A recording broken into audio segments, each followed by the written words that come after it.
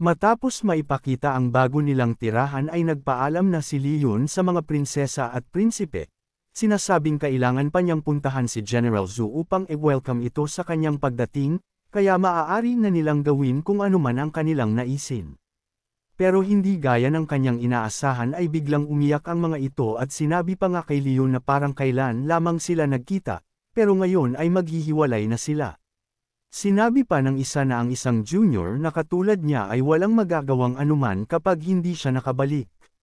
Nagkaroon naman ng awkward na ekspresyon si Leon at naisip na sa ikilos ng mga ito ay para bang namatay na siya. Pagkatapos nito ay nagsimula ng maglakad palayo si Leon, at habang pinagmamasdan siya ng mga ito ay nasabi ng prinsesa sa kanyang mga kapatid na mukhang nasa panganib sila. Dahil kung noon na ilang beses nilang sinubukang agawin ang trono mula sa kanilang kapatid, ay kahit na minsan ay hindi ito nagtangka na paslangin sila upang pigilan ang kanilang ginagawa, pero mukhang ngayon ay nagbago na iyon dahil sa asawa niyang ito. Sumang-ayon naman dito ang ika-6 na prinsipe, pero sa kabila nito ay sinabi pa rin niya na nakakakita pa rin siya ng pag-asa. Kaya tinanong niya ang kanyang mga kapatid kung ano marahil ang dahilan ni Isabel para paslangin sila. Agad namang tumugon ang dalawa, at dito ay sinabi ng prinsesa na marahil ay nagseselos ito sa kanyang kagandahan. Sinabi naman ng ika-4 na prinsipe na marahil ay nagseselos sa kanya ito dahil sa kanyang mga talento. Agad namang kinontra ito ng ika-6 na prinsipe at sinabing masyado silang delusional. Kaya dahil dito ay tinanong ng matabang prinsipe kung ito ba ay dahil masyado silang matalino. Agad naman itong kinumpirma ng ika-6 na prinsipe at sinabi na isa iyon sa mga dahilan. Kaya dahil dito ay gulat na gulat ang dalawa at sinabing tama nga sila sa kanilang hinala. Idinagdag pa ng ika-6 na prinsipe na ang kanilang imperial sister ay marahil ay nakita kung gaano sila umunlad sa kanilang mga pagsasanay habang sila ay nasa northern wilderness, kaya ngayon ay nakikita na niya sila bilang mga banta sa kanyang pamumuno, kaya gusto na niya silang tapusin. Pero bukod pa doon ay mayroong pang mas importanteng dahilan. Kinakabahan namang tinanong ng dalawa kung ano iyon, at dito ay galit na sinabi ng ika-6 na prinsipe na iyon ay sa kanila ibinubuntan ng kanilang kapatid ang kanyang galit dahil sa masamang relasyon nilang mag-asawa. Agad namang sumang-ayon ang prinsesa at sinabi na tama nga siya, dahil malamang ay naabot na ng kanilang pagsasama ang punto na malapit na silang maghiwalay. Kasunod nito ay sinabi ng ika-6 na prinsipe na mabuti na lamang at likas silang matatalino, kaya nakita kaagad nila ito. Kaya nakakakita sila ng pag-asa kapag nagamit nila ng maayos ang sitwasyong ito. Pagkatapos nito ay tinanong niya ang kanyang mga kapatid kung ano ang tingin nila kay Leon. Agad namang sinabi ng prinsesa na sa tingin niya ay napakagwapo nito, habang ang matabang prinsipe naman ay sinabi na mukhang mapayapa namang makitungo ito. Tila sang-ayon naman ang ika-6 na prinsipe sa sinabi ng kanyang matabang kapatid, dahil sa kanyang palagay ay kung ikukumpara sa kanilang imperial sister ay mas madaling pakitunguhan ito. Kaya ang kanilang plano ay ayusin ang relasyon nilang mag-asawa, at sisimulan nila ito kay Leon. Dahil kapag naayos na nila ang kanilang pagsasama ay magiging masaya na rin ang kanilang imperial sister, at sa gayon ay hindi na niya nanaisin na paslangin sila at baka payagan pa nga niya sila na manatili na sa Kapitolyo. Natuwa naman ang prinsesa sa plano niyang ito at sinabi na kahit mabaigo man sila sa kanilang plano ay maaari naman silang lumapit sa kanilang brother-in-law upang maprotektahan sila mula sa kanilang kapatid. Nagkomento naman ang ika-4 na prinsipe at sinabi na ang pinaka-importante sa lahat ay kailangan nilang magpanggap na hindi sila matalino. Sumang-ayon naman dito ang dalawa at sinabi na kailangan nilang ipakita kung gaano sila kabobo sa kanilang imperial sister. Kinagabihan, sa isa sa mga gusali sa labas ng palasyo, ay makikitang nag-uusap ang punong ministro at si General Zhu. Dito ay tinanong ng ministro kung ano ang dahilan ng general sa kanyang pagbisita sa Kapitolyo. Naiinis namang tumugon ang general at sinabi na kaya lamang siya nandito ay dahil sa utos ng kanilang prinsesa, kaya sinabihan niya ito na huwag na siyang tanungin tungkol sa mga bagay na ito. Bilang tugon ay sinabi naman ng ministro na umaasa siya na mananatili pa rin ang kapayapaan dito, at isipin nila ang pangkalahatang sitwasyon bago sila magsimulan ng kaguluhan. Galit namang sinabihan ng general ang ministro na masyado itong maraming sermon, at pagkatapos ay hinimok na niyang umalis ito dahil magpapahinga na siya. Wala namang nagawa ang ministro kaya nagpaalam na rin siya dito. Pero sa sandaling lumabas na siya sa silid ay sinabi niya na ang kanilang kapitolyo ay tila magkakaroon na naman ng bagong kaganapan. Pero habang iniisip pa niya ito ay bigla siyang napalingon sa kanyang likuran dahil narinig niyang nagsalita si Leon at sinabihan siya na nandito din pala siya. Samantala, matapos maunawaan na si Leon pala ang nagsalita, ay biglang nagbago ang ekspresyon nito at agad na tinawag si Leon bilang ang kanyang master leader. Pagkatapos ay sinabi niya na matagal na rin noong huli silang nagkita, pero ganoon pa rin siya kakisig. At habang patuloy nitong pinupuri si Leon ay pinatigil na siya nito at tinanong na lamang kung nandoon ba sa loob si General Zhu.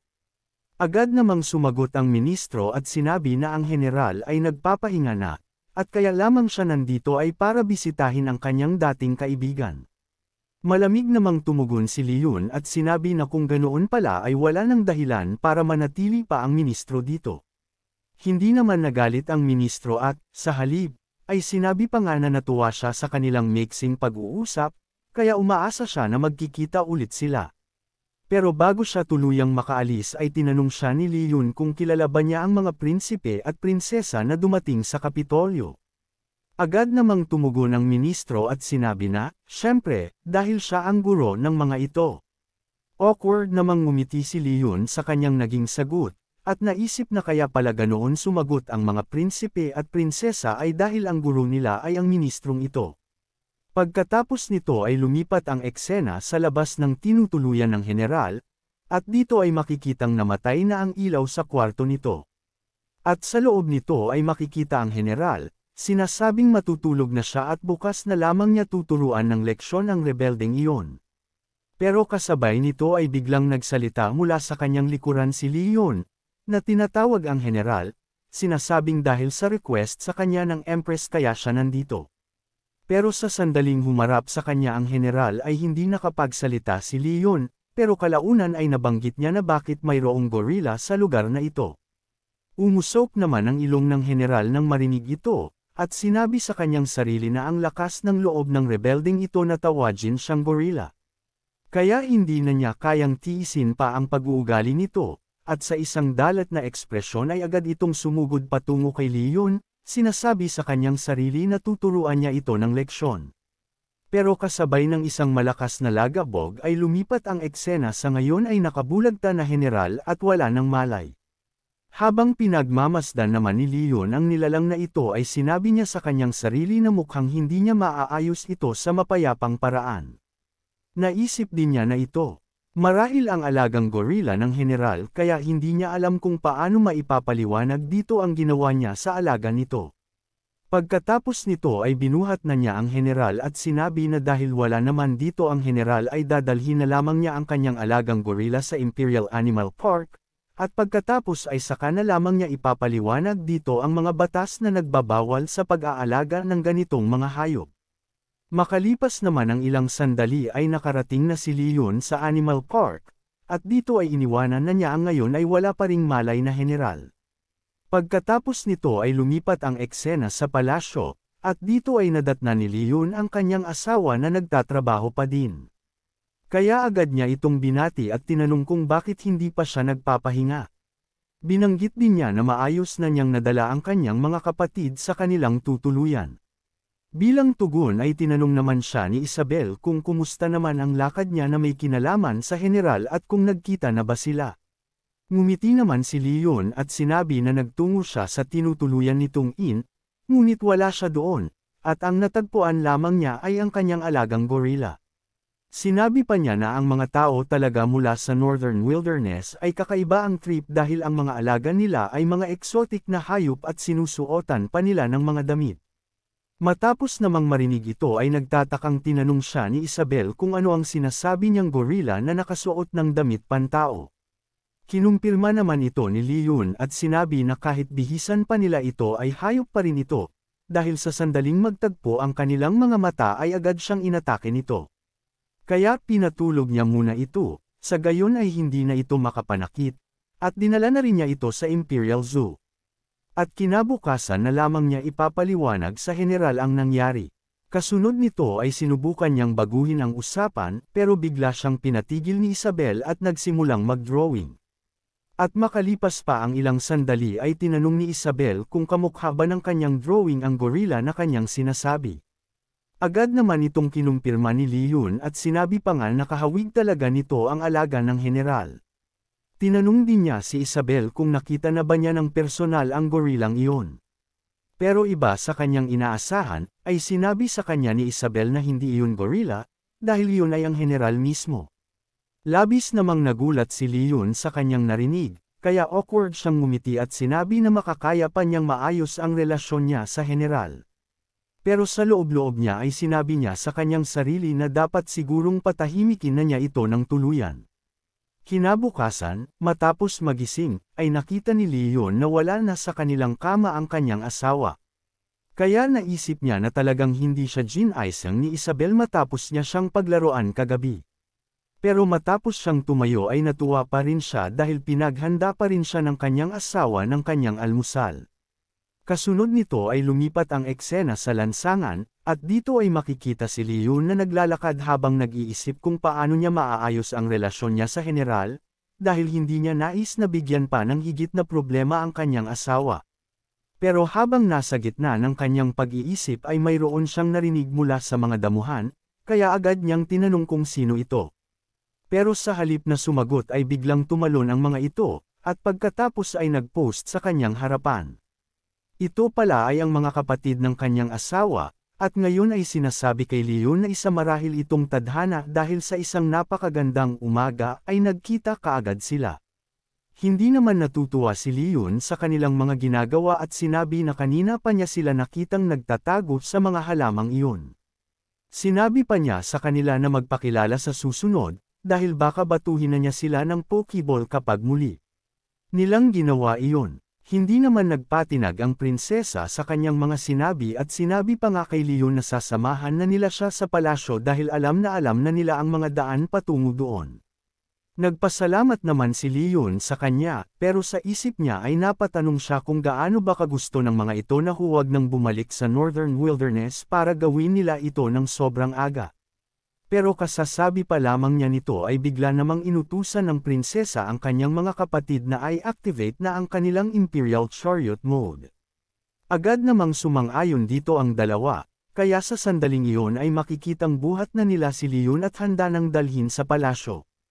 Pero hindi pa sila nakakapagsimula ay narinig nila ang malakas na lagabog, dahil sa sandaling iyon pala ay binigyan sila ni Liyun ng tig-isang bukol sa ulo, at sinabi na hindi kasing kapal ng mukha nila ang kanyang mukha para magpabuhat sa kanila patungo sa palasyo.